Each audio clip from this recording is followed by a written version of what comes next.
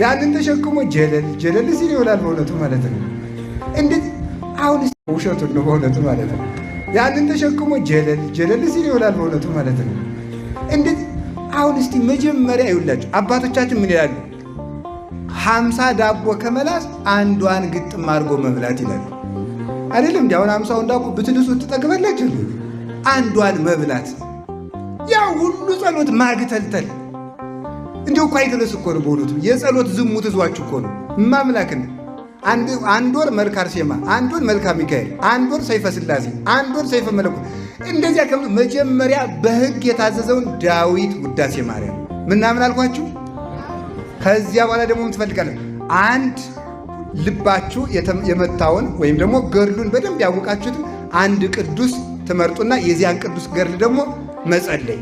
አቅም ሲኖራችሁ ደግሞ ወንጌል፣ ደግሞ አቅም ሲኖራችሁ ቅዳሴ ማርያም፣ እንዲህ እየተባለ ደግሞ ይጸለያል። ከዚያ ደግሞ የሌሎችን ገድላት እንዲህ እየተባለን የሚታደግ አይጸልየውም እኮ ውሸቱን ነው በእውነቱ ማለት ነው።